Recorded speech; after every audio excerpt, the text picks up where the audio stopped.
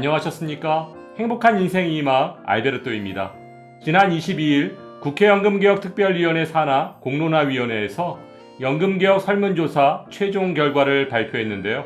과연 어떤 내용인지 오늘 아주 쉽게 설명해 드리겠습니다.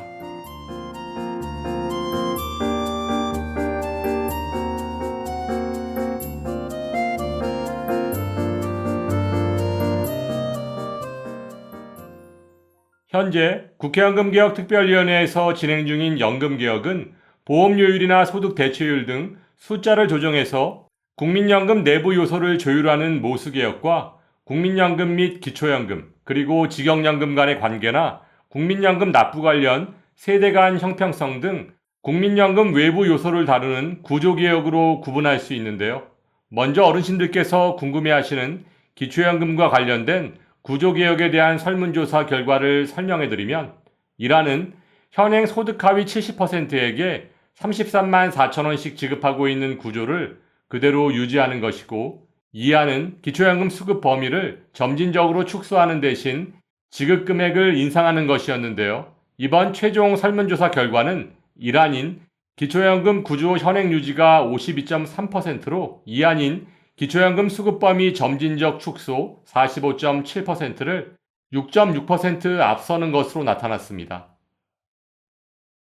다음은 국민연금의 모수개혁에 대한 설문조사 결과를 설명드리면 1화는 보험료율을 현행 9%에서 13%로 점진적으로 인상하고 소득 대체율도 현행 40%에서 50%로 인상하는, 즉 더 내고 더 받는 소득 보장론이고 2화는 보험료율은 9%에서 12%로 인상하지만 소득 대체율은 현행 40%를 그대로 유지하는, 즉 더 내고 그대로 받는 재정 안정론이었는데요. 최종 설문조사 결과는 1화인 소득보장론 56%, 2화인 재정 안정론 42.6%로 1화인 소득보장론이 13.4% 높은 것으로 나타났습니다. 또한 국민연금 의무가입 상한 연령과 관련해서는 현행 만 59세까지인 의무가입 상한 연령을 만 64세까지로 5년 연장해야 한다는 의견이 80.4%로 압도적으로 높게 나타났는데요. 이로써 국민연금 의무가입 연령을 국민연금 수급 개시 연령과 맞추는 방안이 현실화될 가능성이 높아졌다고 볼 수 있습니다. 하지만 정년 연장에 대한 대책도 없이 국민연금 의무가입 연령만을 5년 연장하는 안을 논의한다는 것 자체가 너무 무책임한 것 아닐까요?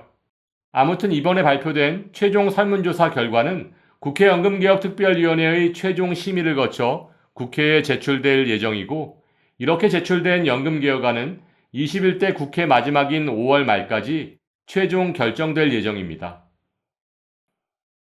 하지만 지금까지 설명드린 것처럼 이번 연금개혁은 어르신들의 기대와는 전혀 다른 방향으로 진행되고 있습니다.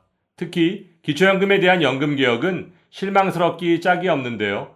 어르신들께서 그토록 원하시는 기초연금을 조금 덜 받더라도 노인 전체가 받을 수 있는 방안은 설문조사에조차 포함되지 않았고 윤석열 대통령의 대선 공약이었던 기초연금 40만원 지급에 대한 구체적 방안과 국민연금 연계 감액의 조정 부분도 포함되지 않았기 때문인데요. 이런 답답한 상황 속에서 기초연금을 노인 전체에게 지급해야 하는 이유를 4가지로 나눠서 설명드리면 기초연금을 노인 전체에게 지급해야 하는 이유 첫 번째는 노인 빈곤율을 부추기는 정부의 무책임한 정책입니다.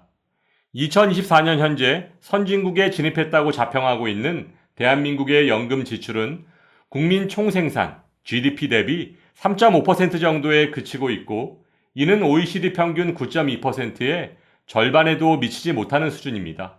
사회보험 방식으로 운영하고 있는 독일의 경우 보험료의 30%를 국가 재정으로 부담하는 것을 원칙으로 하고 있는 것과 비교한다면 우리나라의 연금 지출 3.5%는 너무 미미한 수준이라고 할 수 있고 공무원연금, 군인연금에는 매년 10조 원씩 세금을 투입하는 상황 속에서 연금 재정의 고갈을 운운하며 노인 빈곤율에 대한 정부의 책임을 회피하는 것은 너무 무책임한 정책이라고 할 수 있습니다.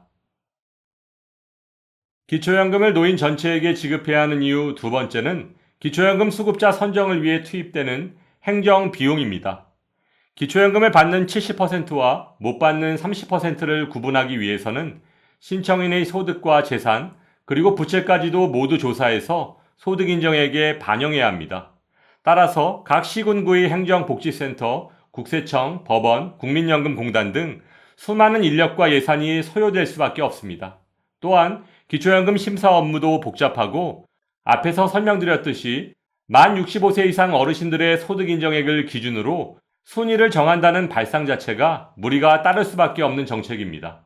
따라서 만 65세 이상 모든 어르신들께 기초연금을 지급하는 것이 지금 당장은 어려울 수 있지만 단계별로라도 시도하는 지혜가 반드시 필요한 때입니다.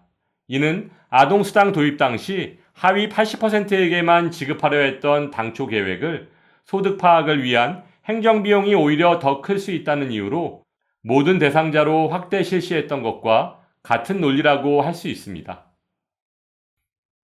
기초연금을 노인 전체에게 지급해야 하는 이유 세 번째는 국민용돈, 국민연금 때문입니다.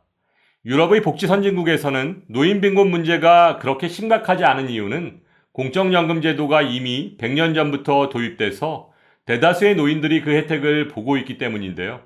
우리나라의 경우는 국민연금 제도가 1988년 처음 시행됨으로써 국민연금 수급률이 38% 정도에 그치고 있고 평균 수급액도 월 63만 원 정도에 불과한 상황입니다.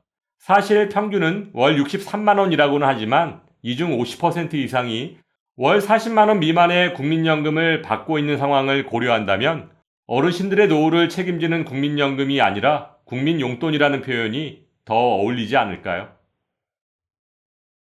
기초연금을 노인 전체에게 지급해야 하는 이유 네 번째는 소득인정액 계산의 불평등입니다.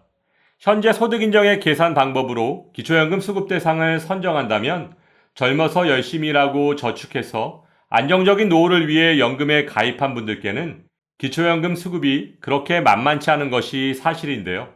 불평등의 사례를 차례로 설명드리면 부동산을 소유한 사람은 시가 기준이 아닌 시가 표준액, 즉 공시가를 기준으로 소득 인정액에 반영되고 있고 심지어 전년도 공시가 기준이므로 실제 50% 정도의 기본공제 효과가 있지만 전세로 거주하시는 분들은 전세보증금의 5%밖에 기본공제가 없습니다. 또한 노후를 위해 점포나 오피스텔 등을 소유하고 임대소득을 받고 계신 분들도 임대사업자 등록 여부와 상관없이 점포임대 41.5%, 주택임대 42.6%의 필요경비를 공제받을 수 있고 여기에 아직 일을 하고 계신 어르신들의 근로소득에는 기본공제 110만 원에 추가공제 30%까지 부부 각각 공제받을 수 있습니다. 하지만 국민연금을 포함한 모든 연금소득에는 기본공제가 아예 없으므로 기초연금에 매우 불리하고 거기다가 국민연금이 50만 2,200원을 초과하면 기초연금의 50%까지 감액하고 있으니 너무 불공평한 것 아닐까요? 노후에 똑같은 가치의 재산을 소유하고 있더라도 일반 재산, 금융재산, 연금소득 등 투자한 재산의 종류에 따라 기초연금 수급 여부가 결정난다는 것 자체가 큰 문제가 아닐 수 없습니다. 오늘 설명드린 것처럼 현재 국회연금개혁특별위원회에서 진행 중인 연금개혁이 정치적 유불리를 떠나 지속 가능하고 안정적인 공적연금 제도로 거듭날 수 있기를 바라며 오늘도 알베르토가 어르신들의 행복한 인생 이막을 응원하겠습니다. 행복한 하루 되세요.